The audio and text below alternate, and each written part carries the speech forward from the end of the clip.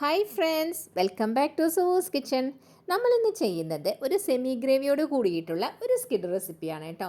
വളരെ ഈസിയായും പെട്ടെന്നും ചെയ്തെടുക്കാവുന്ന ഈ ഒരു സ്പെഷ്യൽ റെസിപ്പി എങ്ങനെയാണ് ഉണ്ടാക്കുന്നതെന്ന് നോക്കാം. അപ്പോൾ ഇതിൻ്റെ റെസിപ്പിയിലേക്ക് കടക്കുന്നതിന് മുന്നായിട്ട് നിങ്ങൾക്ക് എൻ്റെ വീഡിയോ ഇഷ്ടപ്പെടുകയാണെങ്കിൽ ഒന്ന് ലൈക്ക് ചെയ്യാനും അതുപോലെ തന്നെ സബ്സ്ക്രൈബ് ചെയ്യാനും മറക്കരുത് കേട്ടോ.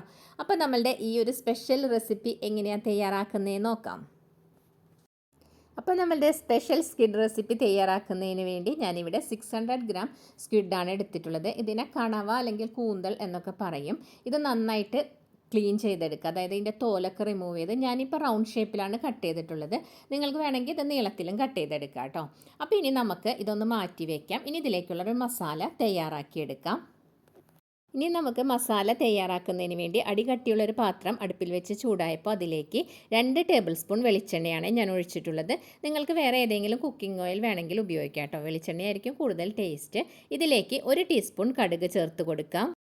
നമ്മൾ ചേർത്ത് കൊടുത്ത കടുകൊന്ന് നന്നായിട്ട് പൊട്ടി വരുമ്പോൾ നമ്മൾ ഇതിലേക്ക് ചേർത്ത് കൊടുക്കുന്നത് ഇഞ്ചിയാണ് കേട്ടോ. അതായത് ഇതൊരു മീഡിയം വലുപ്പത്തിലുള്ള ഇഞ്ചി നീളത്തിലരിഞ്ഞാണ് ചേർത്ത് കൊടുക്കുന്നത്. ഇതിനോടൊപ്പം തന്നെ 6 വെളുത്തുള്ളി നീളത്തിലരിഞ്ഞതും കൂടെ ചേർത്ത് കൊടുക്കുകയാണ് കേട്ടോ. അപ്പോൾ ചെറിയ വെളുത്തുള്ളി ആണെങ്കിൽ നിങ്ങൾക്ക് ഒരു 7-8 എണ്ണമൊക്കെ എടുക്കാം. ഞാനിപ്പോൾ വലിയതായ കാരണം 6 എണ്ണമാണ് എടുത്തിട്ടുള്ളത്. ഇതിനോടൊപ്പം 4 പച്ചമുളകും കൂടെ ഞാൻ വട്ടത്തിലരിഞ്ഞത് ചേർത്ത് കൊടുക്കുകയാണ്. ഈ മുളകിന് അത്ര എരിവില്ലാത്തതുകൊണ്ടാണ് ഞാൻ 4 എണ്ണം എടുത്തത്. നിങ്ങളുടെ കയ്യിൽ എരിവുള്ള മുളകാണെങ്കിൽ 2 എണ്ണമൊക്കെ ചേർത്താൽ മതിയാവും കേട്ടോ. അപ്പോൾ ഇഞ്ചിയും വെളുത്തുള്ളി പച്ചമുളകും കൂടി ഒരു അല്പസമയം മാത്രം, ഒരു 10-15 സെക്കൻഡ് മതിയാവും കേട്ടോ. അത്രയും മാത്രം ഒന്ന് വഴറ്റി കൊടുക്കാം. ഇപ്പോൾ ഇവിടെ ഒരു 15 സെക്കൻഡ്സ് ഒക്കെ കഴിഞ്ഞപ്പോൾ നമ്മളുടെ വെളുത്തുള്ളിയൊക്കെ ഒരു ഗോൾഡൻ കളറിലേക്ക് വന്നു തുടങ്ങിയിട്ടുണ്ട് കേട്ടോ. ഈ ഒരു പാകം മതിയാവും. ഈ സമയത്ത് നമുക്കിതിലേക്ക് സവോള ചേർത്ത് കൊടുക്കാം. സവോള നീളത്തിലരിഞ്ഞ് കനം കുറച്ചരിഞ്ഞതാണ് ചേർത്ത് കൊടുക്കുന്നത്. ഇത് മീഡിയം വലുപ്പത്തിലുള്ള ഒരു 4 സവോളയുണ്ട് കേട്ടോ. നമ്മളിവിടെ എടുത്തിട്ടുള്ള സ്ക്വിഡിൻ്റെ അളവെന്ന് പറയുന്നത് 600 ഗ്രാം ആണ്. അപ്പോൾ അതിലേക്ക് ഒരു 4 സവോള കറക്റ്റ് ഒരു പാകമാണ്. ഇനിയിപ്പോൾ നിങ്ങൾ കൂടുതൽ അളവ് സ്ക്വിഡ് എടുക്കുന്നുണ്ടെങ്കിൽ ഇതിൻ്റെ അളവുകളെല്ലാം ചെറുതായിട്ടൊന്ന് കൂടുതലായിട്ട് ചേർത്ത് കൊടുത്താൽ മതിയാവും. ഇപ്പം നമ്മളുടെ സവോള ഇവിടെ ഒരു ഗോൾഡൻ കളറിലേക്ക് വന്നു തുടങ്ങി കേട്ടോ. ഈ ഒരു പാകം മതിയാവും. ഇനി നമുക്ക് ഇതിലേക്ക് വേണ്ട മസാലകളെല്ലാം ചേർത്ത് കൊടുക്കാം. ആദ്യം തന്നെ നമ്മൾ ഇതിലേക്ക് ചേർത്ത് കൊടുക്കുന്നത് കുരുമുളക് പൊടിയാണ്. 2 ടീസ്പൂൺ കുരുമുളക് പൊടിയാണ് ചേർത്ത് കൊടുക്കുന്നത്. പിന്നെ ചേർക്കുന്നത് ചില്ലി പൗഡർ, അതായത് ഞാനിവിടെ കാശ്മീരി ചില്ലി പൗഡറാണ് എടുത്തിട്ടുള്ളത്. 1.5 ടീസ്പൂണാണ് കാശ്മീരി ചില്ലി പൗഡർ എടുത്തിട്ടുള്ളത്. അതിനുശേഷം ഗരം മസാല പൗഡറാണ് ചേർക്കുന്നത്. അത് ഒരു 3/4 ടീസ്പൂണാണ് ഗരം മസാല പൗഡർ ഇവിടെ ചേർത്ത് കൊടുക്കുന്നത്.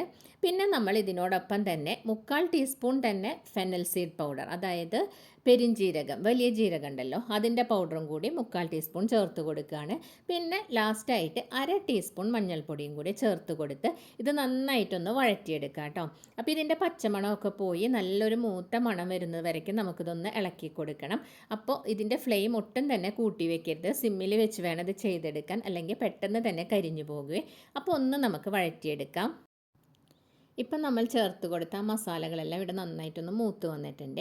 ഈ സമയത്ത് നമ്മൾ ഇതിലേക്ക് ചേർക്കുന്നത് തക്കാളി അരച്ചതാണ്. ഞാനിവിടെ 2 മീഡിയം വലിപ്പത്തിലുള്ള തക്കാളി ഒന്ന് നന്നായിട്ട് മിക്സിയിൽ അടിച്ചെടുത്തതാണ് കേട്ടോ. നിങ്ങളിപ്പോൾ ചേർക്കുന്നത് തീരെ കുഞ്ഞ് തക്കാളിയാണെങ്കിൽ ഒരു 3 എണ്ണമൊക്കെ ചേർത്ത് കൊടുക്കാം. അപ്പോൾ ഈ തക്കാളിയും കൂടെ ചേർത്ത് ഇതൊന്ന് നന്നായിട്ട് വഴറ്റിയെടുക്കണം കേട്ടോ. അപ്പോഴും നമ്മൾ ഫ്ലെയിം സിമ്മിൽ വെച്ച് തന്നെ വേണം ചെയ്തെടുക്കാൻ. അപ്പോഴാണ് അതിൻ്റെ കറക്റ്റ് പച്ചമണമൊക്കെ മാറി നന്നായിട്ടൊന്ന് വഴറ്റിയെടുക്കാൻ പറ്റുള്ളൂ, അല്ലെങ്കിൽ അത് അടുക്കി പിടിക്കാനൊക്കെ സാധ്യതയുണ്ട്.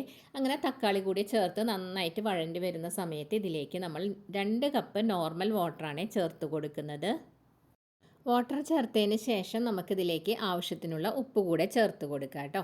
എന്നിട്ടൊന്ന് നന്നായിട്ട് മിക്സ് ചെയ്ത് കൊടുക്കുക. അതിന് ശേഷം ഇത് നന്നായിട്ടൊന്ന് തിളച്ച് വരുന്നത് വരയ്ക്കും ഒന്ന് വെയിറ്റ് ചെയ്യാം. ഇപ്പോൾ അതാ നമ്മളുടെ ആ ഗ്രേവിയൊക്കെ നന്നായിട്ടൊന്ന് തിളച്ച് വന്നിട്ടുണ്ട്. ഈ സമയത്ത് ഇതിലേക്ക് നമ്മൾ ക്ലീൻ ചെയ്ത് വെച്ച സ്ക്വിഡ് ചേർത്ത് കൊടുക്കാം. ഈ സ്ക്വിഡ് നമുക്ക് ഇതുമായിട്ട് നന്നായിട്ടൊന്ന് മിക്സ് ചെയ്ത് കൊടുക്കുക കേട്ടോ. ഇങ്ങനെ മിക്സ് ചെയ്തതിന് ശേഷം ഇതൊന്ന് അടച്ച് വെച്ച് ഒരു 15 to 20 മിനിറ്റ്സ് ഒന്ന് വേവിച്ചെടുക്കാം. ഇപ്പോൾ ഇവിടെ ഒരു 15 മിനിറ്റ്സ് കഴിഞ്ഞിട്ടുണ്ട് കേട്ടോ. നമുക്കൊന്ന് ഓപ്പൺ ചെയ്ത് നോക്കാം. ഇപ്പോൾ നമ്മളുടെ ഗ്രേവിയൊക്കെ ഏകദേശം ഒരു കറക്റ്റ് പരുവത്തിലാണ്. ഇപ്പോൾ ചപ്പാത്തിയുടെയും ചോറിൻ്റെയും ഒക്കെ കൂടെ ഈ ഒരു പാകം കറക്റ്റ് ആയിരിക്കും. ഇനി നമ്മൾ ലാസ്റ്റ് ആയിട്ട് ഇതിലേക്ക് കുറച്ച് വേപ്പിലയും ഇതിനോടൊപ്പം തന്നെ ഒരു പകുതി ചെറുനാരങ്ങയുടെ നീരും കൂടെ പിഴിഞ്ഞ് ചേർക്കുന്നുണ്ട്. പിന്നെ നമ്മൾ ഇതിലേക്ക് ചേർക്കുന്നത് 1 ടേബിൾ സ്പൂൺ വെളിച്ചെണ്ണയും കൂടെയാണ്. ഇത് ചേർത്ത് നമ്മൾ തീ ഓഫ് ചെയ്ത് കൊടുക്കുകയാണ്. ഞാനിപ്പോൾ ഇവിടെ ഒരു സെമി ഗ്രേവി ആയിട്ടാണ് ഇത് തയ്യാറാക്കി എടുത്തിട്ടുള്ളത്. നിങ്ങൾക്കിനി ഗ്രേവി ഒട്ടും ഇഷ്ടമില്ല എന്നുണ്ടെങ്കിൽ ഇതൊരു 10 മിനിറ്റ്സും കൂടി ഇളക്കി കൊടുക്കുകയാണെങ്കിൽ നല്ല ഡ്രൈ ആയിട്ട് എടുക്കാൻ പറ്റുമേ.